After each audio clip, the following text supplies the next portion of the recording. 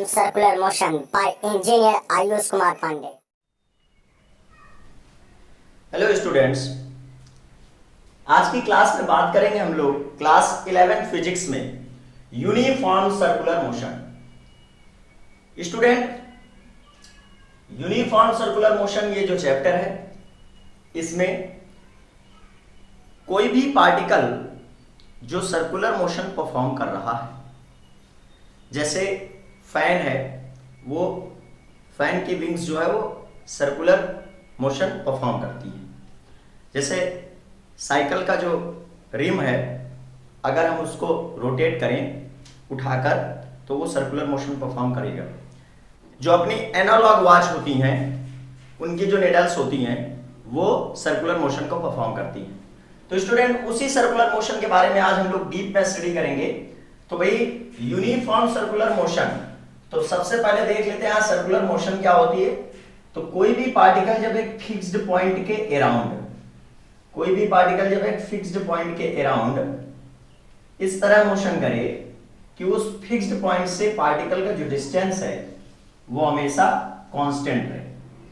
जैसे यहां पर ये एक सर्कुलर पाथ है और इसमें जो है एक पार्टिकल मोशन कर रहा है और यहां हम लेट करते हैं वो फिक्स्ड पॉइंट। तो स्टूडेंट, अगर इस फिक्स्ड पॉइंट से हम पार्टिकल का जो डिस्टेंस है वो विद टाइम चेक करते हैं, तो पार्टिकल का डिस्टेंस विद टाइम वो कांस्टेंट रहता है। आप किसी भी टाइम पे किसी भी पोजीशन में पार्टिकल के डिस्टेंस को जब आप चेक करेंगे तो वो आपको आर ही मिलने वाली है। इट मींस स्टूडेंट, टाइम के साथ पार्टिकल जब इस सर्कुलर पाथ पर मोशन करता है तो एक फिक्स्ड पॉइंट से उसकी डिस्टेंस हमेशा कांस्टेंट रहने वाली होती है। यहां पर स्टूडेंट ध्यान देने वाली बात ये, जो फिक्स्ड पॉइंट होता है उसे सेंटर ओ बोलते हैं। तो जो फिक्स्ड पॉइंट है उसको हम लोग सेंटर ओ बोलते हैं, वो है center O. Clear? Now student, ये जो फिक्स्ड कांस्टेंट डिस्टेंस होती है पार्टिकल की फिक्स्ड पॉइंट से, कांस्टेंट डिस्टेंस, उसे हम लोग बोलते हैं सर्कुलर पाथ की radius, radius of circular path, small path. तो सिंपल सी डेफिनेशन है स्टूडेंट, जब भी कोई पार्टिकल एक फिक्स्ड पॉइंट के अराउंड इस तरीके मोशन करे कि उस फिक्स्ड पॉइंट से पार्टिकल का जो डिस्टेंस है वो कांस्टेंट बना रहे, तो ऐसी मोशन को हम लोग कहेंगे सर्कुलर मोशन। नाउ स्टूडेंट, यहां एक टर्म है यूनिफॉर्म, यहां एक टर्म है यूनिफॉर्म सर्कुलर मोशन। तो स्टूडेंट, ये जो term uniform circular motion denote कर रहा है, तो यहां क्या है स्टूडेंट, जो पार्टिकल की वेलोसिटी है एट पॉइंट ए, अगर हम इस सर्कुलर पाथ पर पॉइंट ए में टेंजेंट ड्रॉ करते हैं तो पॉइंट ए में पार्टिकल की वेलोसिटी वेक्टर वी ए मिलेगी, पॉइंट बी में पार्टिकल की वेलोसिटी वेक्टर वी बी मिलेगी, पॉइंट सी में पार्टिकल की वेलोसिटी वेक्टर सी ए मिलेगी, पॉइंट डी में पार्टिकल की वेलोसिटी वेक्टर वी डी मिलेगी। स्टूडेंट, जो वेक्टर क्वांटिटीज होती हैं उनमें मैग्नीट्यूड एंड डायरेक्शन दोनों होता है। तो यहां हम क्या देख रहे हैं कि जो हमारा पार्टिकल है उसके वेलोसिटी का जो डायरेक्शन है वो कॉन्टिन्यूअसली चेंज हो रहा है और वो किसी भी पॉइंट में सर्कुलर पाथ में जो टेंजेंट ड्रॉ कर रहे हैं उसके डायरेक्शन में मिल रहा है। तो स्टूडेंट, जब एक पार्टिकल सर्कुलर पाथ पर मोशन करता है तो डिफरेंट पोजीशन में उसकी वेलोसिटी की जो डायरेक्शन है वो चेंज होती रहती है। क्लियर? और उस वेलोसिटी की डायरेक्शन को अगर हमें देखना है तो हमें उस पॉइंट में टेंजेंट को ड्रॉ करना होगा और टेंजेंट ड्रॉ करेंगे तो हमें वेलोसिटी का डायरेक्शन मिल जाएगा। सिंपल सा कॉन्सेप्ट है। और स्टूडेंट, अब बात करते हैं यूनिफॉर्म सर्कुलर मोशन की। तो भाई, कोई भी पार्टिकल अगर सर्कुलर पाथ पर मोशन कर रहा है तो such type of motion in which magnitude of velocity of particle is constant. It means student, point A पर जो वेलोसिटी है फॉर सर्कुलर मोशन, जो कंडीशन बनी फॉर सर्कुलर मोशन, जो कंडीशन बन रही है भाई, पॉइंट ए में पार्टिकल की velocity mod of vector V A, point B में पार्टिकल की velocity mod of vector V B, point C में पार्टिकल की velocity mod of vector vc and point D में पार्टिकल की velocity mod of vector vd। तो student in सारे point पे जो पार्टिकल की वेलोसिटी है अगर उसका मैग्नीट्यूड कांस्टेंट रहता है, वो v ही रहता है, अगर ये कांस्टेंट रहता है तो हम बोलेंगे पार्टिकल जो है वो सर्कुलर मोशन परफॉर्म करता है, वो भी यूनिफॉर्म सर्कुलर मोशन। तो such motion of any particle in which magnitude of velocity of particle is constant at every point on circular path, such motion is called uniform circular motion. तो simple सी बात है student, uniform circular motion में जो particle की velocity होगी वो constant होगी। नाउ स्टूडेंट इसके बाद जो हम लोग बात करते हैं वो है एंगुलर डिस्प्लेसमेंट की। सर्कुलर मोशन में एंगुलर डिस्प्लेसमेंट, जैसे हम लोगों ने लीनियर मोशन में देखा था कि पार्टिकल विद टाइम जो शॉर्टेस्ट पाथ कवर करता है उसे हम लोग बोलते हैं लीनियर डिस्प्लेसमेंट। ठीक उसी तरीके जब एक पार्टिकल जो है सर्कुलर पाथ में मोशन करेगा तो पार्टिकल विद टाइम कुछ एंगुलर पाथ कवर करेगा, उसी एंगुलर पाथ को हम लोग बोलेंगे एंगुलर डिस्प्लेसमेंट। तो स्टूडेंट यहां पर हम क्या करते हैं, 2 पॉइंट सेलेक्ट करते हैं, 2 पोजीशन सेलेक्ट करते हैं। तो भाई पॉइंट सेलेक्ट करते हैं P एंड Q। क्लियर। अब ये वेलोसिटी वाला जो कॉन्सेप्ट था वो हमने समझा दिया। यहां पर इस सर्कुलर पाथ में सेलेक्ट करेंगे 2 पॉइंट्स P एंड Q और उन पॉइंट को सेंटर से मीट करेंगे और वहां मान सपोज दैट पार्टिकल जो है अभी हमारा वो पॉइंट P में है पार्टिकल, और जो टाइम है पॉइंट P में पार्टिकल के पहुंचने का वो t1 टाइम। तो t1 टाइम में हमने देखा कि पार्टिकल हमारा पॉइंट P में है। अब वो सर्कुलर मोशन परफॉर्म करते हुए टाइम के साथ t2 टाइम में पहुंचता है पॉइंट Q पे। नाउ स्टूडेंट पॉइंट P से पॉइंट Q तक पार्टिकल ने जो एंगुलर पाथ जो कवर किया है उसे हम लोग बोलेंगे angular displacement. Then student definition क्या बनी एंगुलर डिस्प्लेसमेंट की, when a particle perform circular motion then angular path covered by the particle in any particular time interval, it means यहां पर जो टाइम इंटरवल बन रहा है वो delta t is equal to t2 minus t1 है। Clear. और इस डेल्टा t टाइम इंटरवल में जो पार्टिकल ने एंगुलर डिस्प्लेसमेंट कवर किया स्टूडेंट वो हमारा डेल्टा थीटा है। क्लियर। तो भाई एक पर्टिकुलर टाइम इंटरवल में जो पार्टिकल एंगुलर पाथ कवर करता है उसे हम बोलेंगे एंगुलर डिस्प्लेसमेंट। यहां पर जो सर्कुलर पाथ की रेडियस है उसको r से डिनोट कर लेते हैं। तो भाई सिंपल सी डेफिनेशन है, नोट कर लीजिए। Angular path covered by a particle in a particular time interval in its circular motion is called angular displacement. Now student हमें पता है कि एंगल इज इक्वल टू होता है arc divide by radius. Clear. Angle is equal to arc divide by radius. तो भाई यहां पर P टू Q जो पार्टिकल ने लीनियर डिस्प्लेसमेंट कवर किया, भाई पार्टिकल P टू Q इस आर्क में मोशन कर रहा है, इस सर्कुलर पाथ में मोशन कर रहा है, तो उसने मीटर में भी कुछ डिस्टेंस कवर की होगी, उसको हम लेट कर लेते हैं delta S meter. Then student P to Q जो आर्क है वो हमारा डेल्टा एस है और O टू P जो रेडियस है वो R।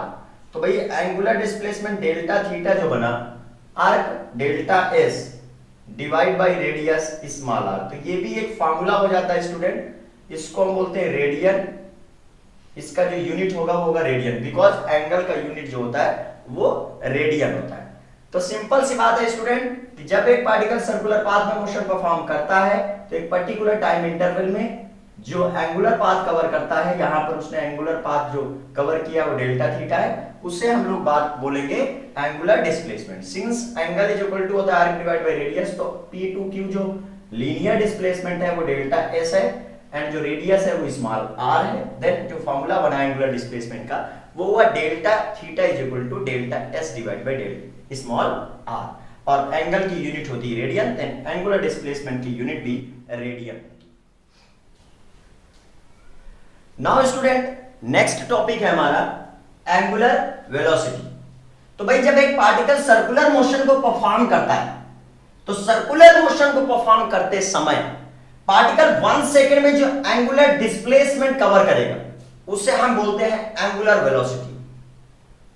तो डेफिनेशन क्या बनी एंगुलर वेलोसिटी की? Angular displacement covered by a particle in unit time is called angular velocity. तो भाई यहां पर हम देख रहे हैं कि particle point P to Q motion कर रहा है, लीनियर डिस्प्लेसमेंट कवर कर रहा है delta S and angular displacement cover कर रहा है डेल्टा थीटा, और जो टाइम ले रहा है एंगुलर डिस्प्लेसमेंट डेल्टा थीटा को कवर करने के लिए वो डेल्टा टी। तो भाई डेल्टा टी सेकेंड में एंगुलर डिस्प्लेसमेंट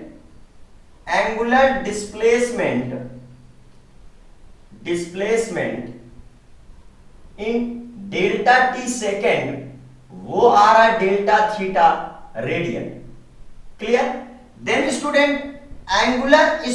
एंगुलर डिस्प्लेसमेंट जो होगा पार्टिकल का यूनिट टाइम में इन 1 सेकेंड तो वो हो रहा है delta theta by delta T radian पर सेकेंड। Clear student? तो भाई 1 सेकेंड में पार्टिकल जो एंगुलर डिस्प्लेसमेंट कवर करता है उसे ही हम बोलते हैं एंगुलर वेलोसिटी। तो यहां पर ये पार्टिकल के एंगुलर वेलोसिटी आई है omega is equal to delta theta by delta T. यहां पर स्टूडेंट हमने टाइम की वैल्यू को जो है वेरी स्मॉल लेट नहीं किया है, इट मींस ये डेल्टा टी टाइम इंटरवल के बीच जो है पार्टिकल की एवरेज एंगुलर वेलोसिटी होगी, इसलिए हम इसको ओमेगा बार से डिनोट करेंगे। भाई एंगल की जो यूनिट है वो है रेडियन एंड टाइम की जो यूनिट है सेकेंड है, देन एंगुलर वेलोसिटी की जो यूनिट बनी रेडियन पर सेकेंड। सपोज दैट पार्टिकल जो है मोशन जब परफॉर्म करता है सर्कुलर पाथ में तो ड्यूरिंग इट्स मोशन इसकी जो एंगुलर वेलोसिटी है वो चेंज हो रही है। तो ऐसी कंडीशन में स्टूडेंट हमें क्या करना होगा, instantaneous angular velocity find out करनी होगी पार्टिकल की। इंस्टेंटेनियस एंगुलर वेलोसिटी को फाइंड आउट करने के लिए जो टाइम इंटरवल है वो वेरी स्मॉल लेना होगा। तो for instantaneous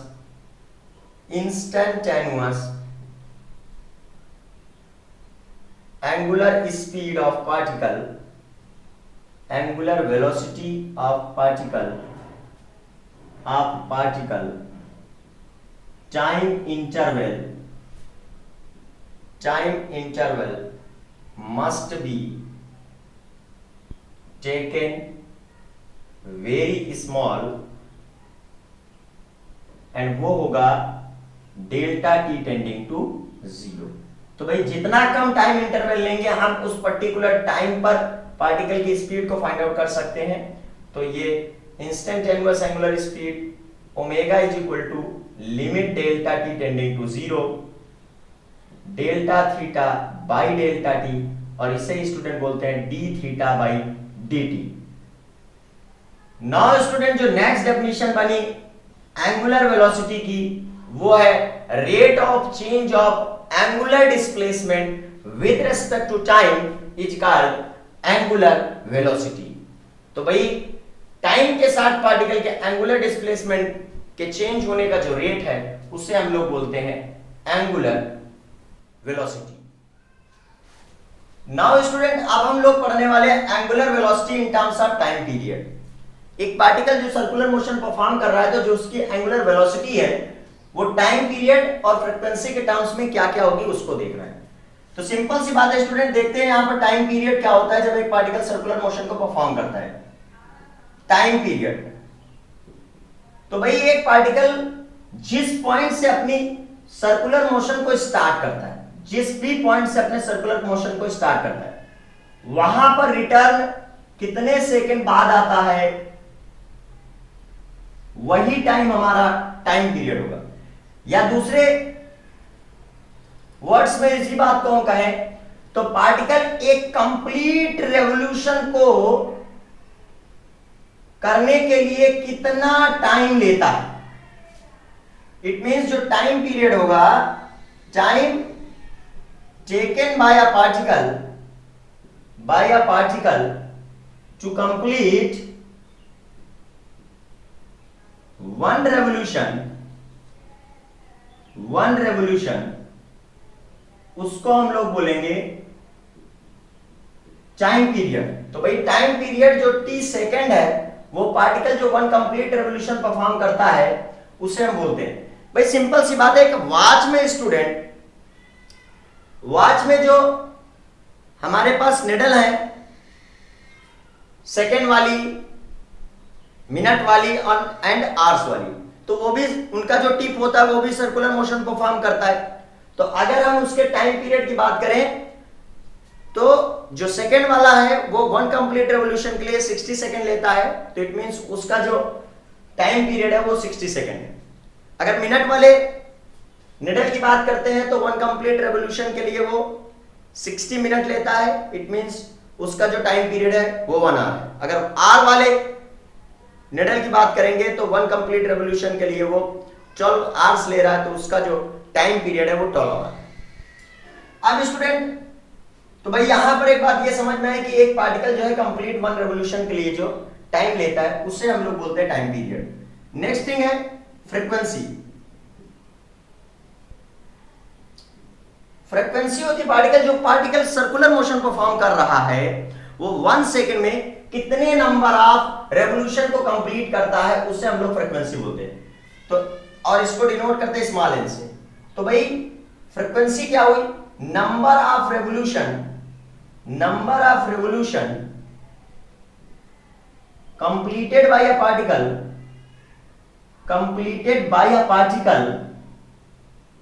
in unit time is called frequency। अब स्टूडेंट यहां पर अगर हम लोग देखेंगे कि टाइम पीरियड t सेकेंड में जो particle number of revolution perform कर रहा है वो 1 है, तो भाई number of revolution in 1 second वो बन रहे हैं, sorry in capital T second, मतलब टाइम पीरियड के इक्वल टाइम में नंबर ऑफ रेवोल्यूशन कितना है? 1 है। Then student number of revolution अगर यहां से हम 1 सेकेंड में निकालते हैं तो वो आ रहा है 1/t। It means student 1 second में नंबर ऑफ रेवोल्यूशन को तो फ्रीक्वेंसी बोलते हैं, तो रेसिप्रोकल ऑफ टाइम पीरियड क्या बन गया भाई? Frequency. It means number of revolution पर सेकेंड, फ्रीक्वेंसी का जो यूनिट होता है वो होता है पर सेकेंड। क्लियर? अब स्टूडेंट हमें फाइंड आउट करनी है angular velocity in terms of time period and frequency. तो हमने टाइम पीरियड को समझ लिया, वन कंप्लीट रेवोल्यूशन में जो टाइम लगा वो टाइम पीरियड है, 1 सेकेंड में जो नंबर ऑफ रेवोल्यूशन है वो हमारी फ्रीक्वेंसी है। अब स्टूडेंट यहां पर देखते हैं एंगुलर वेलोसिटी। तो एंगुलर वेलोसिटी भाई होती है 1 सेकेंड में जो एंगुलर डिस्प्लेसमेंट कवर होता है। तो यहां पर अगर स्टूडेंट हम देखते हैं कि पार्टिकल जब वन कंप्लीट रेवोल्यूशन परफॉर्म करता है तो वन कंप्लीट रेवोल्यूशन में पार्टिकल जो एंगुलर डिस्प्लेसमेंट कवर कर रहा है वो है 2π। Clear? Then angular displacement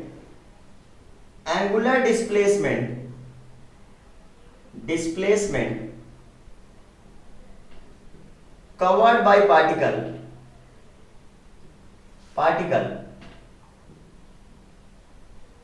in t second. तो स्टूडेंट वो निकल रहा है 2π। भाई t सेकेंड तो वन कंप्लीट रेवोल्यूशन के लिए, वन कंप्लीट रेवोल्यूशन में जो एंगुलर डिस्प्लेसमेंट है वो 2π। Then student angular displacement covered by a particle in 1 second जो होगा, एंगुलर डिस्प्लेसमेंट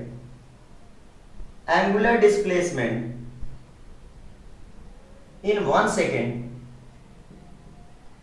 सेकेंड, तो इसके लिए हमें कैपिटल T से 2π में डिवाइड कराना होगा, तो 2π बाई कैपिटल T। तो इसे बोलेंगे angular speed 2π by capital T, और यही बनेगी हमारी 2πn। Clear student? क्योंकि रेसिप्रोकल ऑफ टाइम पीरियड को हम फ्रीक्वेंसी बोलते हैं, रेडियन पर सेकेंड। देखिए स्टूडेंट, छोटे छोटे कॉन्सेप्ट हैं, लेकिन एक छोटे छोटे कॉन्सेप्ट से ही मिलकर एक चैप्टर बनता है। तो अगर हमें चैप्टर को पूरा अच्छी तरीके से क्लियर करना है तो ये छोटे छोटे कॉन्सेप्ट जरूर देखने हैं, इनको समझना है और अपने कॉमन जो सेंस है इसका प्रयोग करके हमें पूरे चैप्टर के कॉन्सेप्ट को समझते हुए इस चैप्टर को कंप्लीट करना। नाउ स्टूडेंट, जो नेक्स्ट डेरिवेशन है अपना, relation between linear velocity v and angular velocity omega, ये बहुत ही इंपॉर्टेंट है और काफी जगह में इसका आप यूज करेंगे। तो स्टूडेंट, इस डेरिवेशन को बहुत अच्छे समझना है। देखिए, हमें क्या करना है, लीनियर वेलोसिटी जो होती है, rate of change of linear displacement with respect to time is called linear velocity, उसमें और rate of change of angular displacement with respect to time D theta by D T के बीच एक relation करना है, मतलब v और omega के बीच में एक रिलेशन करना है। तो यहां एक पार्टिकल का जो सर्कुलर मोशन में डायग्राम है वो हमने स्टूडेंट बनाकर रखा हुआ है।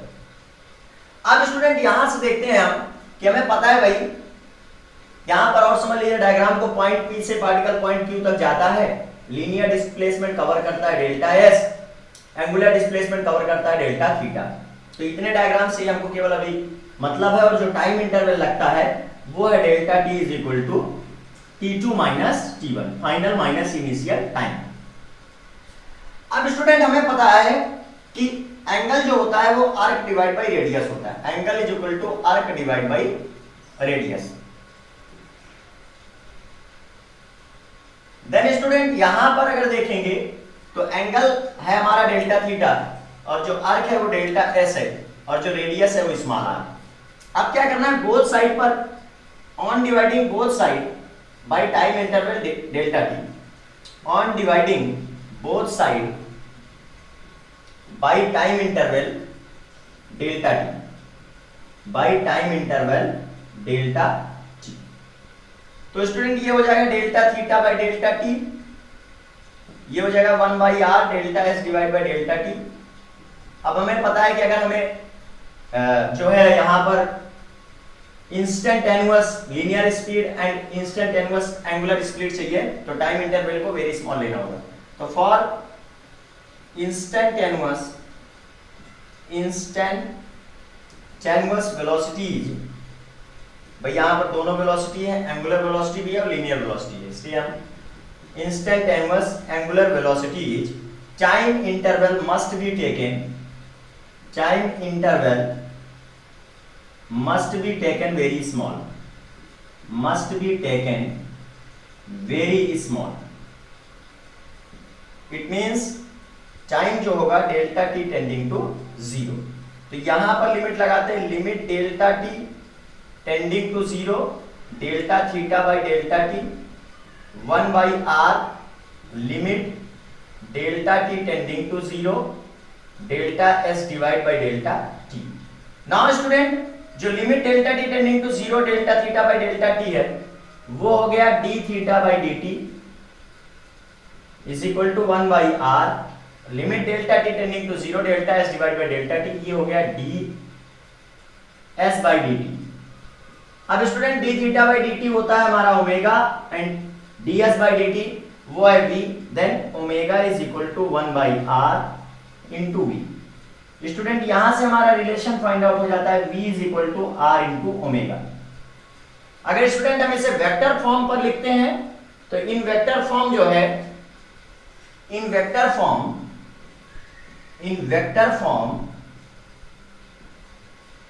Vector v is equal to vector omega cross vector r। तो ये हमारा वेक्टर में हो गया।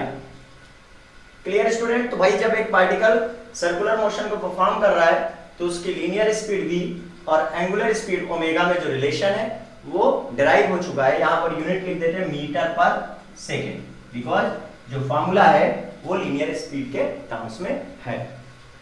तो बहुत ही इंपॉर्टेंट ये एक रिलेशन है v is equal to R into omega. कई जगह पर आप इसका यूज भी करेंगे स्टूडेंट, तो इसको नोट कर लीजिए अपनी कॉपी में। नाउ स्टूडेंट नेक्स्ट जो टॉपिक है सेंट्रीपिटल एक्सेलरेशन, ये बहुत ही खास, बहुत ज्यादा इंपॉर्टेंट टॉपिक है भाई। यहां पर हमने एक सर्कुलर पाथ जो है रिप्रेजेंट करके रखा हुआ है और इस सर्कुलर पाथ में एक पार्टिकल जो है सर्कुलर मोशन को परफॉर्म कर रहा है। स्टूडेंट हमें पता है कि यूनिफॉर्म सर्कुलर मोशन में पार्टिकल की जो वेलोसिटी का मैग्नीट्यूड है वो कांस्टेंट है, बट स्टूडेंट वेलोसिटी एक वेक्टर क्वांटिटी होती है। वेलोसिटी का मैग्नीट्यूड कांस्टेंट रहे, लेकिन अगर वेलोसिटी के डायरेक्शन में कोई चेंज है तो इट मींस जो वेलोसिटी है उसमें चेंज है, और वेलोसिटी का change with respect to time acceleration कहलाता है। इट्स मीनिंग इज दैट कि अगर एक पार्टिकल सर्कुलर मोशन परफॉर्म कर रहा है तो पार्टिकल की सर्कुलर पाथ के ईच एंड एवरी पॉइंट में जो वेलोसिटी का डायरेक्शन है वो चेंज होता है। तो अगर पार्टिकल की वेलोसिटी का डायरेक्शन चेंज हो रहा है तो इट मींस पार्टिकल की वेलोसिटी चेंज हो रही है, और change in velocity with respect to time उसको हम लोग एक्सेलरेशन बोलते हैं। तो भाई जो सेंट्रीपिटल एक्सेलरेशन कॉन्सेप्ट जो आ रहा है वो वेलोसिटी के मैग्नीट्यूड में चेंज की वजह से नहीं आ रहा है, वो वेलोसिटी की जो डायरेक्शन है उसकी चेंज की वजह से आ रहा है।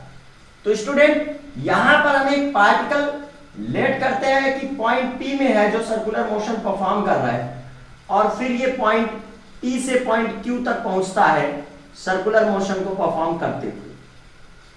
अब स्टूडेंट अगर हमें पार्टिकल की वेलोसिटी चाहिए पॉइंट P में, तो हमें क्या करना होगा, पॉइंट P में एक टेंजेंट ड्रॉ करनी होगी, और पॉइंट P में जो हम टेंजेंट ड्रॉ करेंगे वो स्टूडेंट पॉइंट P में वेलोसिटी के डायरेक्शन को रिप्रेजेंट करेगी। It means student point P में जो पार्टिकल की वेलोसिटी है वो वेक्टर v1 वो पॉइंट P में टेंजेंट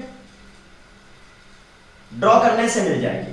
अगर हमें पॉइंट P में पार्टिकल की वेलोसिटी की डायरेक्शन चेक करनी है तो स्टूडेंट पॉइंट P में पार्टिकल की वेलोसिटी की डायरेक्शन के लिए हम पॉइंट P में एक टेंजेंट ड्रॉ करेंगे, जो पॉइंट Q में पार्टिकल की वेलोसिटी के डायरेक्शन के लिए पॉइंट Q में एक टेंजेंट को ड्रॉ करेंगे जो पार्टिकल की वेलोसिटी का डायरेक्शन पॉइंट Q में हमें बता देगा। अब स्टूडेंट पॉइंट P को पॉइंट O से ज्वाइन करते हैं, तो भाई ये जो OP डिस्टेंस होगी, PO डिस्टेंस होगी, वो हमारी रेडियस के इक्वल होगी, और जो OQ डिस्टेंस भी होगी वो भी हमारी रेडियस के इक्वल होगी, और यहां पर स्टूडेंट जो एंगल है वो डेल्टा थीटा है। क्लियर? अब आप देख रहे हैं स्टूडेंट कि पार्टिकल की वेलोसिटी में के मैग्नीट्यूड को कांस्टेंट रखने के बाद भी उसके डायरेक्शन में चेंज हो रहा है continuously when it is performing circular motion. तो सर्कुलर मोशन करने वाले किसी भी पार्टिकल की वेलोसिटी के डायरेक्शन में रेगुलर चेंज होता रहता है, जिसकी वजह से हम कह सकते हैं कि पार्टिकल की वेलोसिटी चेंज होती है। पार्टिकल की वेलोसिटी अगर चेंज करेगी तो फिर पार्टिकल में एक एक्सेलरेशन जनरेट होगा, और इसमें पार्टिकल के उस एक्सेलरेशन की डायरेक्शन टुवर्ड्स द सेंटर होगी। इसलिए हम लोग बोलते हैं कि ये जो एक्सेलरेशन पार्टिकल में लग रहा है वो सेंट्रीपिटल एक्सेलरेशन है। अब स्टूडेंट हमें क्या करना है, चेंज इन वेलोसिटी को दिखाना है। तो चेंज इन वेलोसिटी के लिए एक पॉइंट लेट करते हैं हम C, यहां पर रेफरेंस लाइन हम सेम लेते हैं, पॉइंट C हमने लेट किया हुआ है, और वेक्टर v1 को जब हम ड्रॉ करेंगे पॉइंट C से तो ऐसा मेजरमेंट लेंगे कि जो हमारी साइड OP है उसके इक्वल वेक्टर v1 भी ड्रॉ हो जाए। इट मींस मेजरिंग स्केल जो होगी हमारी, जो भी स्केल लेट करेंगे उसको इस तरीके से लेट करेंगे कि OP के इक्वल ही वेक्टर v1 जो है हम ड्रॉ करें, बिकॉज एक वेक्टर को हम लोग एरो से डिनोट करते हैं। एरो का जो लेंथ होता है वेक्टर के मैग्नीट्यूड को बताता है, और एरो का जो हेड होता है वो वेक्टर के डायरेक्शन को बताता है। देन स्टूडेंट यहां पर हमने जो है वेक्टर v1 को रिप्रेजेंट कर दिया है, इसके बाद वेक्टर v2 को रिप्रेजेंट कर रहे हैं। ये हमारा वेक्टर v2 है। Clear student? यहां रेफरेंस लाइन यहां नहीं लेते हैं, ऐसे करके करते हैं। देखिएगा स्टूडेंट, वेक्टर v1 को रिप्रेजेंट करना है, तो ये हमारा वेक्टर v1 है। इस पॉइंट को लेट करते हैं c और ये है पॉइंट a। तो ca वेक्टर जो है वो पॉइंट p में वेलोसिटी को रिप्रेजेंट कर रहा है और जो cb वेक्टर है वो पॉइंट q में वेलोसिटी के वेक्टर को रिप्रेजेंट कर रहा है। और पॉइंट मतलब फर्स्ट वेलोसिटी वेक्टर के हेड से अगर हम सेकेंड वेलोसिटी वेक्टर के हेड को ज्वाइन करते हैं तो स्टूडेंट ये जो आ रहा है वो चेंज इन वेलोसिटी है vector v2 minus vector v1 और जो कि towards the centre of circular path है। इसलिए हम कहेंगे कि यहां पर पार्टिकल में जो भी एक्सेलरेशन लग रहा है वो सर्कुलर पाथ के सेंटर की तरफ लग रहा है। Clear student? और ये जो एंगल आएगा तो इन दोनों वेलोसिटी के बीच जो एंगल बनेगा इन दोनों टेंजेंट के बीच में, तो वो जो है एंगल, ये जो एंगल बनेगा स्टूडेंट वो डेल्टा थीटा के इक्वल ही होने वाला है। तो भाई ये एंगल हमारा डेल्टा थीटा ही हो गया। क्लियर? अब नाउ स्टूडेंट अगर सेंट्रीपिटल एक्सेलरेशन हम समझना चाहते हैं तो क्या है, तो पार्टिकल जो सर्कुलर मोशन परफॉर्म कर रहा है उसके वेलोसिटी के डायरेक्शन में चेंज की वजह से पार्टिकल में सर्कुलर पाथ के सेंटर की तरफ एक एक्सेलरेशन प्रोड्यूस होता है जिसे हम लोग सेंट्रीपिटल एक्सेलरेशन कहते हैं। और जनरली एक्सेलरेशन क्या होता है, चेंज इन वेलोसिटी। तो यहां पर change in velocity due to its magnitude बिल्कुल भी नहीं है, वो change in velocity due to the direction of change in velocity of the particle. Clear? Now student हमें निकालना है सेंट्रीपिटल एक्सेलरेशन का फॉर्मूला। तो भाई यहां पर इन दोनों ट्रायंगल को अगर देखते हैं तो in triangle OPQ and triangle CAB are similar triangle because student यहां पर जो साइड CA एंड CB है वो साइड OP एंड OQ के इक्वल है और एंगल जो है हमारा एक डेल्टा थीटा इक्वल है। तो two sides and one angle equal होने की वजह से हम इन दोनों ट्रायंगल को जो है सिमिलर ट्रायंगल बोल रहे हैं। अब यहां पर स्टूडेंट सिमिलर ट्रायंगल में सिमिलर साइड्स के बीच में जो रेशियो होता है वो इक्वल होता है। तो भाई यहां पर लेंगे AB डिवाइड बाय CA और इस ट्रायंगल में लेंगे स्टूडेंट हम PQ डिवाइड बाय वही सिमिलर जो भी साइड्स है PQ divide by OP। Now student आप सोच रहे होंगे कि सर ये तो आर्क है तो हम इसे साइड कैसे ले सकते हैं, और ये तो एक जो है एक सर्कल का जो है कटिंग पार्ट है, इसको हम एक ट्रायंगल के तरीके कैसे लेट कर सकते हैं। तो स्टूडेंट यहां पर हमने लेट किया हुआ कि जो टाइम इंटरवल डेल्टा टी है वो वेरी स्मॉल है। Time interval delta T very small होगा तो पॉइंट P के बिल्कुल पास में पॉइंट Q होगा। इस कंडीशन में हम कह सकते हैं कि जो PQ है, ये जो PQ आर्क है वो एक स्ट्रेट लाइन की तरीके हमें दिखाई देगा। Clear student? तो यहां अप्रोक्सीमेशन लिया गया है कि जो टाइम इंटरवल है वो वेरी स्मॉल है। Clear? Then PQ divide by OP is equal to AB divide by CA। अब स्टूडेंट जो PQ की वैल्यू है वो हमारे पास P2Q, वो चेंज इन P2Q ये हमारा जो निकल कर आएगा वो लीनियर डिस्प्लेसमेंट है जो कि यहाँ डेल्टा S हम लेट कर रहे हैं। तो भाई PQ है डेल्टा S और O to P डिस्टेंस है small r and A to B है change in velocity, it means delta V। AB is equal to mod of vector delta V is equal to delta V। भाई या तो आप vector को magnitude के अंदर रखकर डिनोट कर सकते हैं, उसके मॉड के अंदर रखकर मैग्नीट्यूड को डिनोट कर सकते हैं, या तो एरो को हटाकर भी आप उस वेक्टर के मैग्नीट्यूड को डिनोट कर सकते हैं। तो यहां पर student PQ is equal to let किया हम लोगों ने linear displacement delta S and जो OP है वो हमारी रेडियस है स्मॉल r। यहां पर स्टूडेंट C to A जो CA है वो होगा मॉड ऑफ वेक्टर V1 और ये इक्वल टू होगा मॉड ऑफ वेक्टर V2 और बिकॉज जो यूनिफॉर्म सर्कुलर मोशन होती है उसमें पार्टिकल की जो वेलोसिटी होती है वो उसका मैग्नीट्यूड कांस्टेंट होता है। तो यहां पर इस वेलोसिटी को हमने v से डिनोट किया, ये कांस्टेंट रहने वाला है। वेलोसिटी का मैग्नीट्यूड कांस्टेंट होता है, but due to change in direction यहां पर वेलोसिटी में चेंज होता है, ड्यू टू विच ये सेंट्रीपिटल एक्सेलरेशन जो है डेवलप हो रहा है इस सर्कुलर मोशन में टुवर्ड्स द सेंटर। देन इसको डेल्टा v डिवाइड बाय लिखेंगे यहां पर ca की वैल्यू v। अब स्टूडेंट हमने यहां पर आपको बताया कि अप्रोक्सीमेशन लिया गया है भाई, टाइम इंटरवल वेरी स्मॉल है, तो since time interval is very small,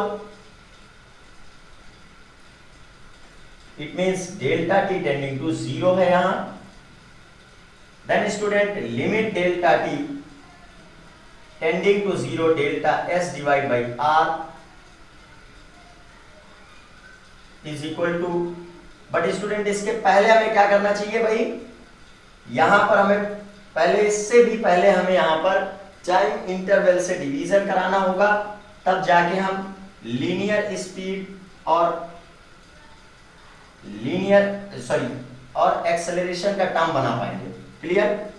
तो on dividing both side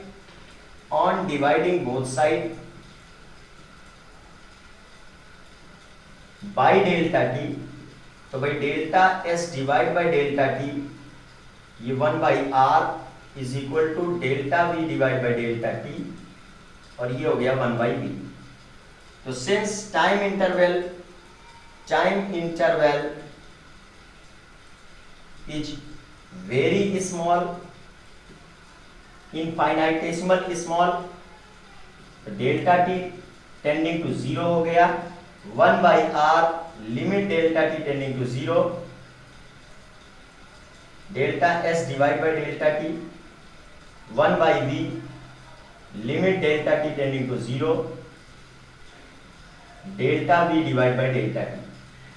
rate of change of linear velocity यहां पर ये बन रहा है 1 by R limit delta S divide by delta T को लिख सकते हैं। Rate of change of linear displacement with respect to the time, और ये 1 बाई वी, ये हुआ rate of change of linear velocity with respect to time. Now student ds by dt ये velocity होती है, तो इसके प्लेस में पुट कर सकते हैं v, 1 बाई v, और change in velocity with respect to time ये एक्सेलरेशन होता है। देन स्टूडेंट जो सेंट्रीपिटल एक्सेलरेशन हमारा निकल कर आ रहा है वो a is equal to v square by small r। यही वो इक्वेशन है जिसको हम लोग ड्राइव कर रहे थे metre per second square, and जो सेंट्रीपिटल एक्सेलरेशन का डायरेक्शन होता है towards the centre of circular path, तो इसको लिखेंगे towards the centre of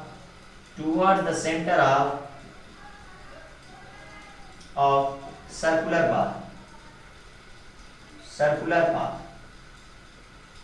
now student अगर हम यहां पर in place of v r into omega put कर देते हैं, भैया हमें पता है कि जो since v is equal to होता है r इंटू ओमेगा, तो अगर यहां पर हम इन प्लेस ऑफ v इसी इक्वेशन में r इंटू ओमेगा पुट कर देते हैं, तो स्टूडेंट ये बनेगा r square into omega square by r से स्क्वायर कैंसिल हो जाएगा, तो a is equal to r into omega square. ये भी बन रहा है हमारा metre per second square centripetal acceleration. तो भाई बड़ा ही इंपॉर्टेंट डेरिवेशन है स्टूडेंट ये।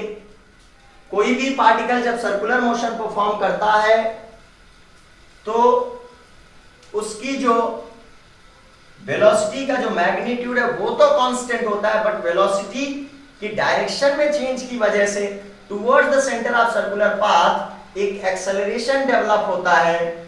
उसी एक्सेलरेशन को हम लोग बोलते हैं सेंट्रीपिटल एक्सेलरेशन।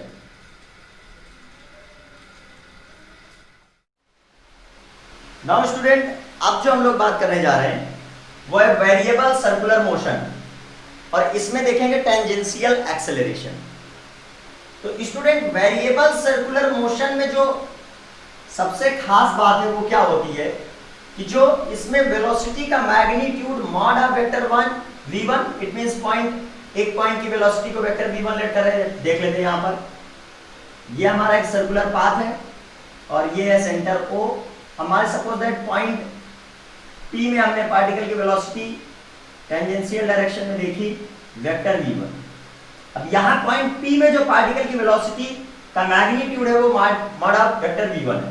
बट स्टूडेंट जो दूसरा पॉइंट है पॉइंट Q, अगर यहाँ पर पार्टिकल की वेलोसिटी का मैग्नीट्यूड हम देखते हैं, डायरेक्शन तो टेंजेंशियल ही होगी वेलोसिटी की, बट यहां पर जो मैग्नीट्यूड देखते हैं वो वेक्टर v2 है। It means student variable circular motion में जो पार्टिकल की वेलोसिटी डिफरेंट पॉइंट्स में होती है उनका मैग्नीट्यूड जो है वो कांस्टेंट नहीं होता है। यूनिफॉर्म सर्कुलर मोशन की जो कंडीशन है उसमें पार्टिकल की वेलोसिटी का जो मैग्नीट्यूड है वो कांस्टेंट होता है, बट जो हमारी वेरिएबल सर्कुलर मोशन होगी उसमें पार्टिकल की जो वेलोसिटी है उसका मैग्नीट्यूड कांस्टेंट नहीं होगा। जैसे मान लीजिए स्टूडेंट, सपोज दैट आपने फैन को बिल्कुल स्टार्ट किया, तो स्टार्ट करते समय फैन डायरेक्ट एक कांस्टेंट यूनिफॉर्म स्पीड को अचीव नहीं करता, पहले उसकी धीरे धीरे जो है उसकी स्पीड इंक्रीज होती है। तो जब तक उसकी जो वेलोसिटी है फैन के विंग्स की वो जब तक इंक्रीज होती रहेगी तब तक हम उसको बोलेंगे कि ये पार्टिकल जो है वेरिएबल सर्कुलर, वो जो फैन है वो वेरिएबल सर्कुलर मोशन को परफॉर्म कर रहा है। इस केस में अगर मान लीजिए सपोज दैट पार्टिकल की जो वेलोसिटी के मैग्नीट्यूड में चेंज है डेल्टा टी सेकंड में, if change in magnitude of velocity of particle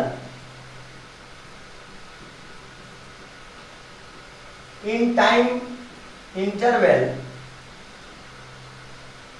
delta t is delta v, then student change in magnitude of velocity of the particle in unit time जो बनेगा वो हमारा होगा delta v by delta t, और इसी को हम लोग बोलेंगे टेंजेंशियल एक्सेलरेशन। इसको हम लोग बोलेंगे टेंजेंशियल एक्सेलरेशन। सिंपल सी बात है स्टूडेंट, मान लीजिए कोई पार्टिकल इस तरीके से मोशन कर रहा है कि पार्टिकल की वेलोसिटी का जो मैग्नीट्यूड है वो कांस्टेंट नहीं है, तो ऐसे केस में पार्टिकल की वेलोसिटी में जो चेंज हो रहा है ड्यू टू इट्स मैग्नीट्यूड, उसकी वजह से जो एक्सेलरेशन आएगा उसको हम लोग बोलेंगे टेंजेंशियल एक्सेलरेशन AT, और वो इक्वल होगा rate of change of magnitude of velocity of the particle with respect to the time.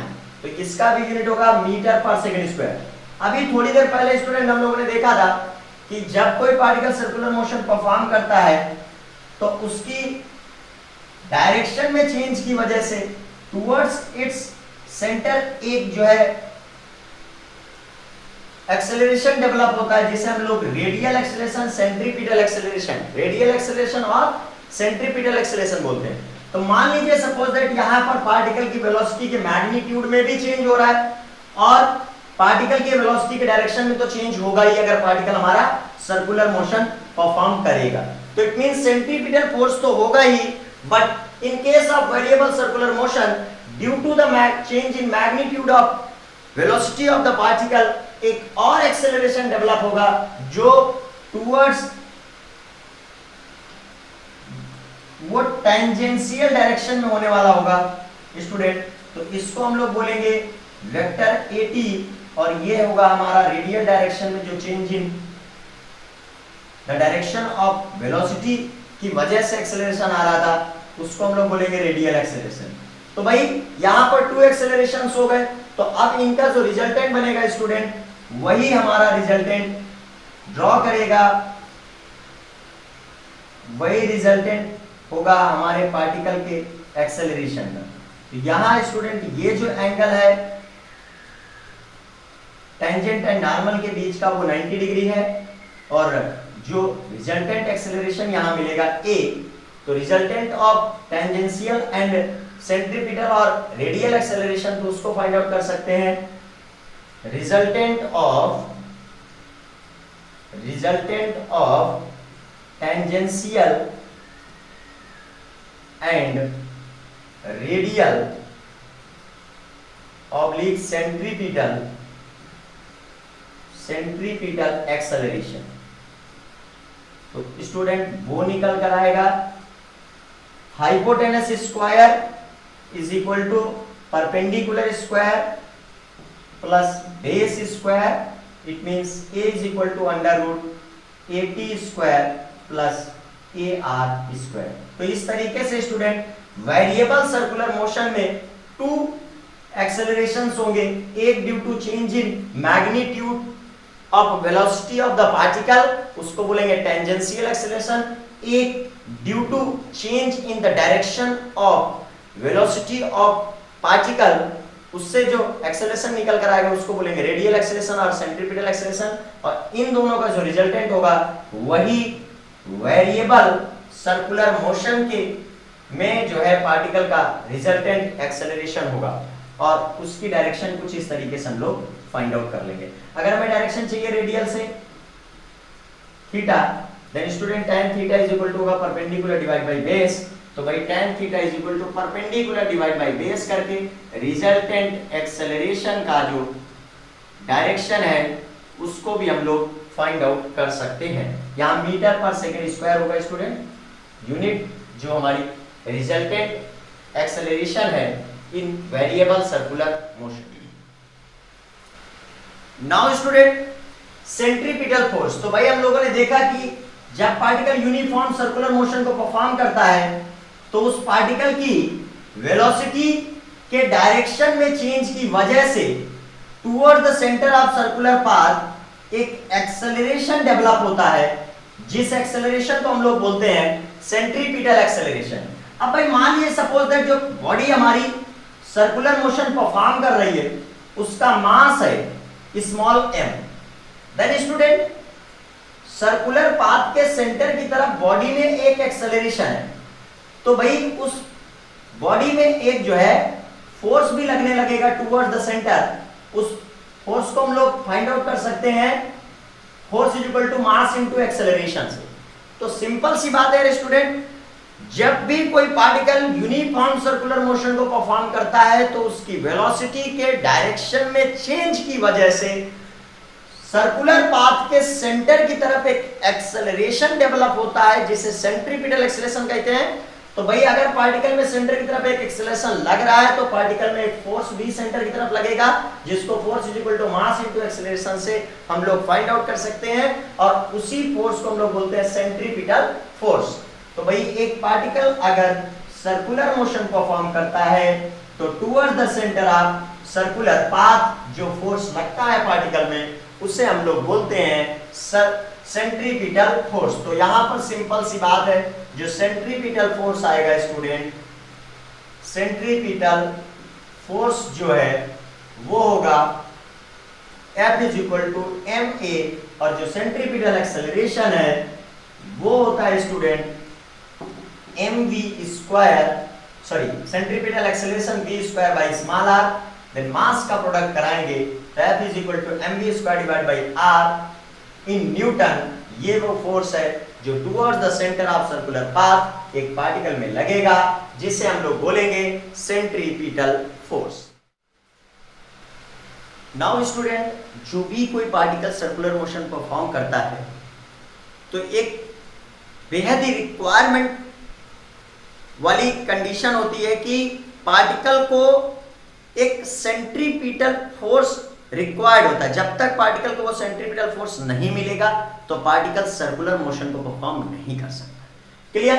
तो स्टूडेंट, अगर कोई कार एक लेवल सर्कुलर पाथ पर टर्न लेती है तो उसको वो सेंट्रीपिटल फोर्स कहां से मिल सकेगा? तो भाई अगर कार इस सर्कुलर पाथ में टर्न लेगी तो जो कार के टायर्स हैं, क्लियर, कार के टायर्स हैं, तो भाई कार के टायर और रोड के बीच में जो एक फ्रिक्शन फोर्स डेवलप होगा उससे रिक्वायर्ड सेंट्रीपिटल फोर्स जो है पार्टिकल को मिल जाता है।